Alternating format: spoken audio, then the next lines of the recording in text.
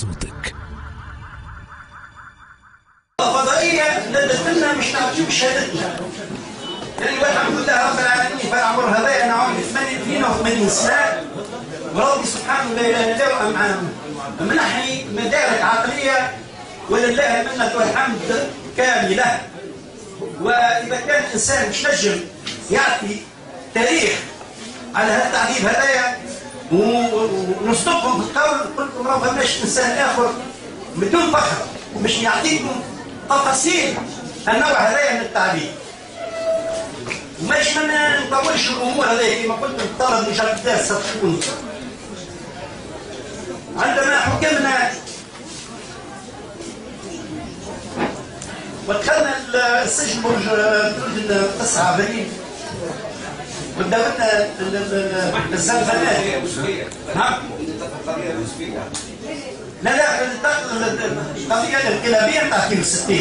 ثم إذا كان تحبوا ترجعوا اليوسفيين احنا يوسفيين ومش بس يوسفيين بركة احنا مناضلين الحركة فهمتي الوطنية ضد الاستعمار. وفينا اللي فهمتي تحكم بالأعدام وفينا اللي هرب فهمتي مشى لليبيا وفينا إلى آخره. اليوم مش نتابع الموضوع هذا نتاع التعذيب في المشكل نتاع المحاولة الانقلابية على بورقيبة. الله يرحمه كما أنا دائما ونقول الله يرحمه فما برشا ناس تقول لا ما ترحمش عليه، لا نرحم عليه لأنه عنده المساوئ والمحاسن نتاعه. هذا تو ما عادش نخلطوه ما يهمش. ثم من بعد ما حكم علينا التصريح تاعنا في الزنزانة ليس في المحكمة كما يعتاد، يعني باش يتهرب بعد ما يقع الاستنطاق في المحكمة يصرحوا لك بالحكم. هنا لا هزونا ثم مرة 3 نتاع الصباح جاوا صرحونا بالحكم.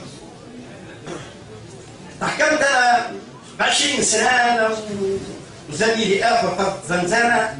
عندما خرجت اللي صرحونا بالحكم انا اتكيت عليك وضحكت. فانا عشان تضحك 20 سنة قلت انا ثالث في القضية مش ما نفرحش.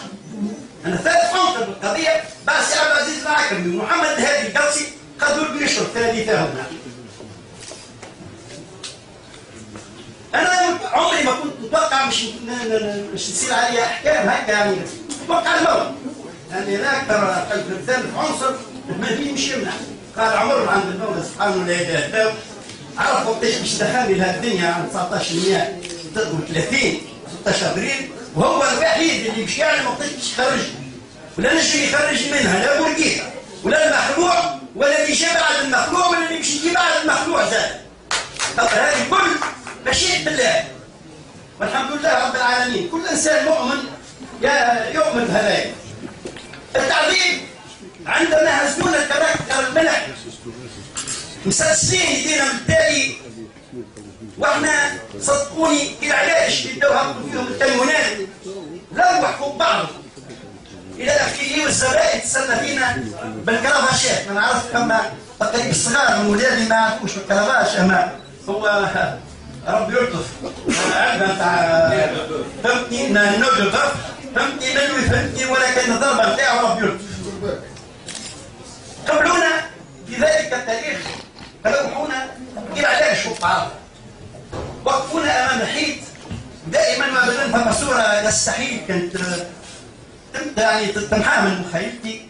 كان معايا اخويا اللي محكوم بالاعدام حمادي كيزا. من شدة الضرب اللي تقع على عينيه بالكرباش عينيه خرجت هكا ولكن ما فكت فيه الا التالي تصدع وهبط قلت سيء هكا هو مات لانه تتخ فهمتني. والزباين جاوا وقفوا فيه بالسيف انا جنب شاف.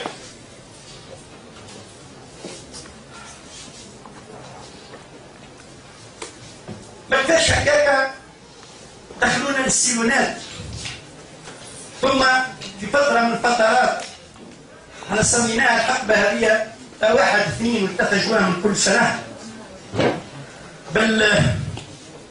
بالايام يعني 3 ايام النجدات مثلناها برجوع الملك الخامس وقت اللي راح من مدغشقر للمغرب. صارت فيها يعني بالفرحات 3 ايام و3 ايام زايده ناكله وشراب من دار السلطان.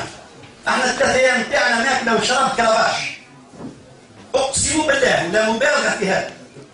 الكرباش وقت اللي يهبط على ظهر المنام يا يبشر له اللحم نتاعو يتبشر وبرا عاد. انت ما تعرفش ظهرك عشان تشوفه، ما عندكش مرايه، ولكن فين تشوف ظهرك في هذا صح. وصلنا لدرجه اللي هز ما عادش يحمل.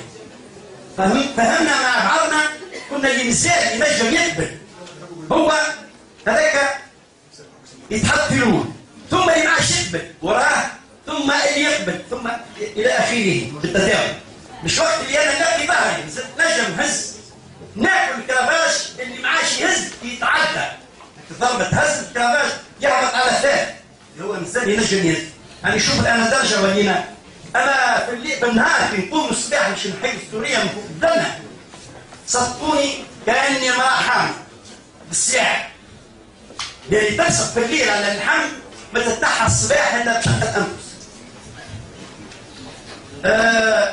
زيد مع هذايا فتره الجوع صدقوني وبدون مبالغه عميل 8 اشهر واحنا في حاله جوع مستمر.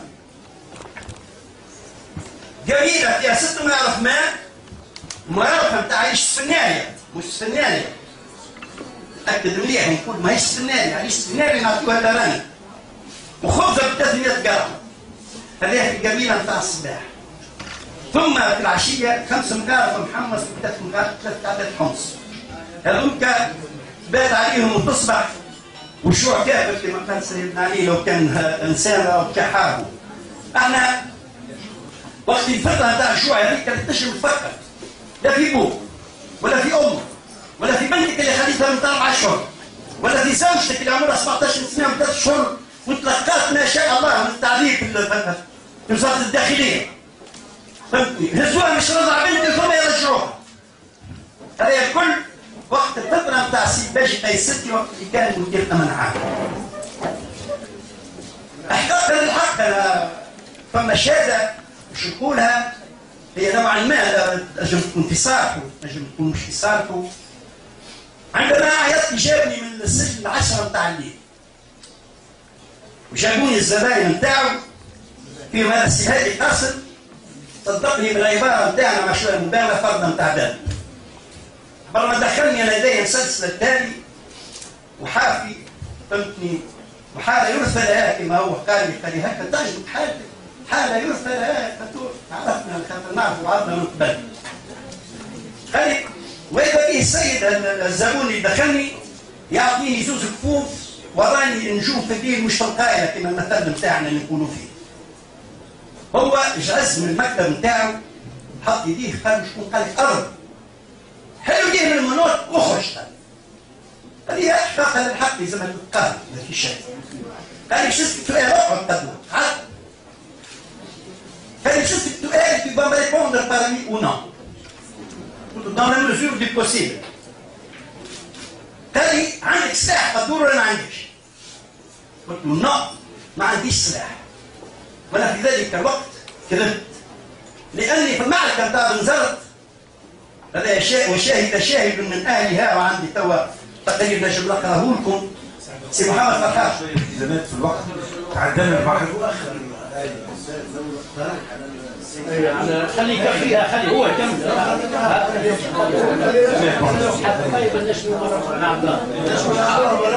انا السيد سي مبروك قلت له يلزمها مجلدات الحكايه مش حصه ولا اثنين ولا تعجب تنسى. هذا التاريخ مش اجيال صعبه وفي تطلع مظاهره تقرا التاريخ الصحيح. وانا فهمتني اقسمكم بالله ما نقول الا يوجد الا اللي موجود. جاي صعب. السيد عميد تكرم وبارك الله فيه هو السيد المحاضر وعندنا تفضل. لميت 3756 قطعه سلاح بما فيهم 12 دوسات كونتر افيون. انا لميتهم من البلاد اللي تلوحوا في وسط في الطريق واللي تلوحوا في الديار واللي تلوحوا في الفروشات نتاع الولد الصغار وتغطاوا بالجراري نتاعهم. انا دخلتهم للحومه العربي وسجلت فهمتني الارقام نتاعهم فهمتني وجاوا بما فيهم اللي تسمى بعداش كيما سي عبد الحميد الشيخ كيما غيرهم كلهم جاوا وخذاوا السلاح نتاعهم جا ربي لانه متعرف انسان يلوح السلاح نتاعو المآل نتاعو شنو؟ المحكمة العسكرية الإعدام. وأعطيتهم السلاح نتاعهم رجعته لهم كل ملك الشخصيات الكل. 3756 قطعة. وهاي قدامي نجم نجبدها لكم وتقراوها أنتم بأم عينكم. فهمتني؟ كي لمينا السلاح هذايا مشاو وصلوا له الحكايه لسي باجي قصتي، قالوا راهو هو عنده السلاح. انا جاوبته كلمه بالنفي، قلت له لا ما عنديش سلاح. خسر بالوقت عيط الشرطي من الشرطيين، قال له اسمع حطوا له المنوط ورجعوه للسجن، وهذاك اللي ضربه ما نحبش يهزه. انتم تهزوه فلان وفلان، رجعوني للسجن. هذا يعني احقاقا للحق، مش كل انسان زاد ياخذ نتاعو. لكن ما يمنعش في الفترة اللي هو كان مدير أمن عام ثم وزير داخلية، مش المرؤوس نتاعو ما أديلوش تقرير ويعطيه التفاصيل الكل، مثل ما جاء سي فؤاد المبزع وزارنا بعد ما نحاولنا السلاسل بالثلاث شهور، جاء باش يزورنا في 10 متاع الليل. وفهم مش معناه 10 متاع الليل وقت ينفتح متاع القبو 37 درجة تحت القاع تبدا تخدم كان فاتح. احنا ما نصوروا الا الشر. الحقبه هذيك نتاعنا عمرنا ما نصوروا الخير.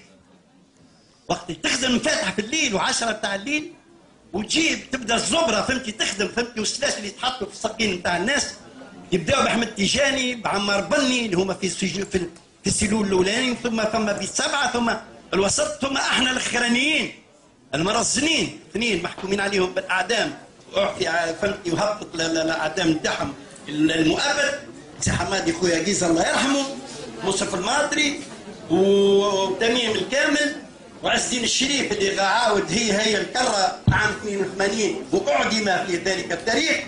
ثم العبد لله احنا 5 في القبو هذاك. هذا تصوروا في بالكم البقيه الباقيه كيفاش تبدا مسلسل في حيط، صف من هوني وصف من هوني كما تو موجودين. حشاكم اللي باش يعمل فهمتي القريه البشريه نتاعو يلزم يهزك التينات اللي مسمينها التينات نتاع الوسخ ويعديها للثاني ثم للثالث ثم للرابع ثم للسابع اللي هو مش يقضي حاجه. يعني تعدى على الناس الكل، ولا هو شيء طبيعي ولا عنا ما فيش حتى شك. حتى حيبدا كذا احنا نبداو نحكي ساعه يعارض يقول لا فك الحكايه الفلانيه راه مش هكاك، يشارك معنا ولا شيء طبيعي. فهمتني؟ باش نحكي لكم على العذاب اللي قلت لكم عليه قبيلي نتاع الكرباشيات وهذا، يعني 3 ايام من كل عام احنا نتوقعوهم 1 و2 و3 جوان من كل عام. هذيك يا سيدي 3 ماجدات احنا نعديهم 3 ماجدات للكرباش كل عام، تصور في بالك فك الحاله هذيك. ثم الجوع المستمر. وقتاش متعنا نوعا ما بالشبعه وقت اللي نقلنا البرج الرومي 37 درجه تحت القاع، وكان فما حارس اول سي محمد بريوزه الله يرحمه يجيب لنا ساعه بالسرقه هاك القدامى نتاع الخبز اللي يفضلوهم المرابيط.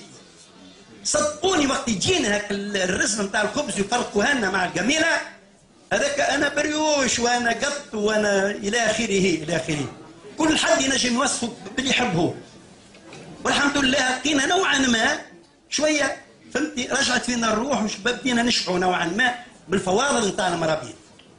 فهمتني؟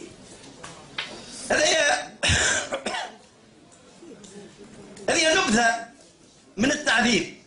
وقت اللي خرجونا الصادي المدير نتاع السجن سي محمود مرابط اللي وقت اللي شد واحد بالكف حتى عماهم المسفيين، النهايه نتاعو ربي سبحانه لا اله الا هو وراها له في الدنيا قبل الاخره، ما زاد هو اعمى في سوسه. هذا يتاكدوا منه وتجموا تبحثوا فيه. لآك هو كما تدين وتدان ما فيش. هذا يا ربي سبحانه لا اله الا هو وما ربك غافل بما عما يعملون. هذا كي يعملوا شيء هذايا راهم مش يلقاو جزاهم في الدنيا. ما يقولش اليوم راني يعني منعت، والله لما يخلص في الدنيا قبل الاخره. ثم عذاب الاخره كشيء اخر. فهمتني؟ مش ما نطولش عليكم. قادر باش نعملوا ندوه اخرى بطبيعه الحال بالشهادات المباشره. اي انا كل حاجه ما نزيدش نطول عليكم. كل حال هذه نبذه كما قلت لكم من نكته من الفيض. صحيح. فهمتني؟ وان شاء الله كل اللي عمل ان شاء الله يبقى فاعل ولا اكثر ولا اقل. شكرا سي عبد القادر بن نشرت. وهذايا بعض